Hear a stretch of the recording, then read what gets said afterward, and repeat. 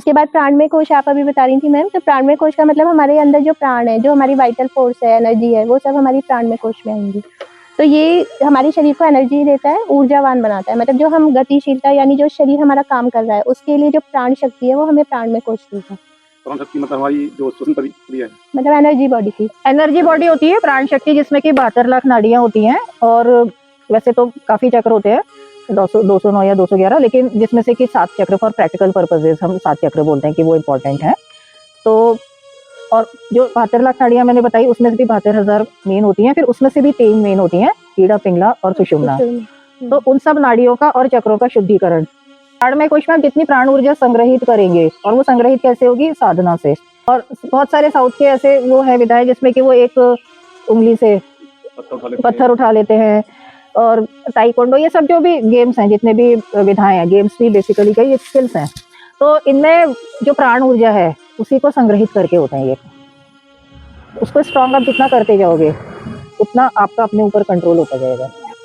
मनोमय कोश आता है हमारे अन्नमय कोश और प्राणमय कोश के अंदर आता है। तो ये एक मैसेंजर का काम करता है, जो बाहरी दुनिया में जितनी भी गतिविधियां हो रही हैं उन सबको हमारे मन से कनेक्ट करता है।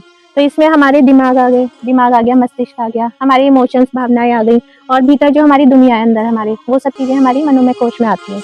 तो इसमें हम जो भी विचार व्यक्त कर रहे हैं, जो हमारे फीलिंग्स चल रही है, इमोशंस चल रही है, वो मनोमय कोश उनको कंट्रोल करते हैं। बाकी और ज्ञानमय कोश और प्राणमय कोश को कनेक्ट भी करता है, क्योंकि जो ज्ञानमय कोश में हमारे पुराने संचित कर्म है, जिसके कारण कि हमारे विचार बनते हैं। मतलब हम ये सोचते हैं ना कि इसके अंदर तो बहुत करुणा है, इसका व्यवहार बड़ा मीठा है, या किसी के लिए हम बोलते हैं ये तो बड़ा लालची है, ऐसो कर बड़ा लालची है, या ये तो हमेशा बीमारी पड़ा रहता है, ये जिसको देखो तो उसको उल्टा ही बोलता है, अच्छे या बुरे। तो कोई भी कर्मों के बीज ना हमारे ज्ञानमय कोश में पहले से ही पड़े रहते हैं। तो ये अंतर ज्ञान है जो हमारे अंदर पहले से ही उसका बीज पड़ा हुआ है।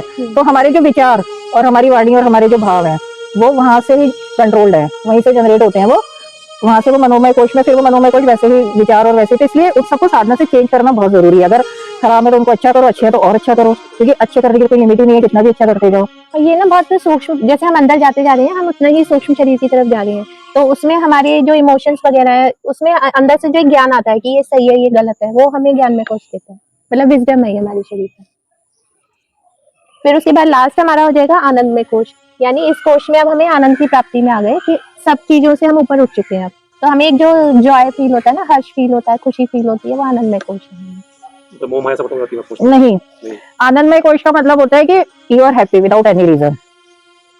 आपको बाहर ना कुछ भी एक्सटर्नली कुछ भी देखने, सुनने या समझने की जरूरत नहीं है, और तब आप खुश होगे। आप खुश हो, यू आर हैप्पी, अंदर अपने होने में ही खुश हो। मतलब आपको बाहर आनंद नहीं ढूंढना, आप अपने आप में ही कंटेंट हो। आप बिल्कुल अकेले हो, 24 घंटे अकेले हो, 12 घंटे अकेले हो, मतलब ठीक है आप चले जाओगे, मिलने के लिए मिले जाओगे, अपने सोशल ड्यूटी निभाओ, कोई दिक्कत नहीं है, वॉक पे जाओ, पार्टी में जाओ, कहीं भी करो, पर नहीं भी जाओगे तो भी नहीं, यू आर हैप्पी, अकेले खुश हो, जिसको बोलते हैं ना कि हैप्पी इन सॉलिट्यूड। आप एंजॉय कर रहे हो अपना अकेलापन। मतलब जहाँ हमें पूर्णता का एहसास होता है कि हम पूरी तरह से पूर्ण हो चुके हैं, I am whole, I am complete, वो हमारा आनंदमय कोश है। साधना से आप मिल सकते हैं, साधना से अपनी बात कर सकते हैं।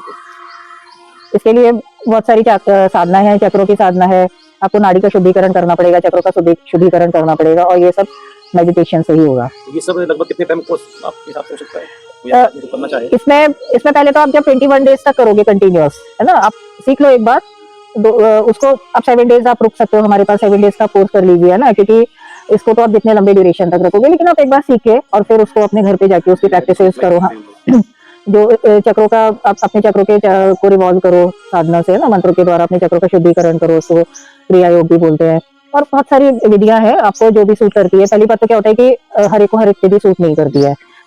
आप 3 डेज रुक सकते हैं, 7 डेज रुक सकते हैं, आप जितना ज्यादा रुकेंगे उतना ही उस प्रोसेस को अच्छी तरह से आत्मसात कर पाएंगे, लर्न कर पाएंगे। और उसके बाद में आप 21 डेज पहले कंटिन्यूअस घर पे जब आप करेंगे फुल डेडिकेशन से, फुल समर्पण भगवान के प्रति, गुरु के प्रति, तो आप देखेंगे कि 21 डेज में आपके ना बहुत ही विजिबल चेंजेस आपकी लाइफ में होना शुरू हो जाएंगे, और आपका उसके बाद तो खुद ही मन करेगा फिर 3 महीने में और भी ज्यादा चेंजेस आएंगे। तो वो तो मतलब एक ग्रेजुअल प्रोसेस है, और आपका जितनी साधना गहन होती जाएगी उतनी आपके अंदर आनंद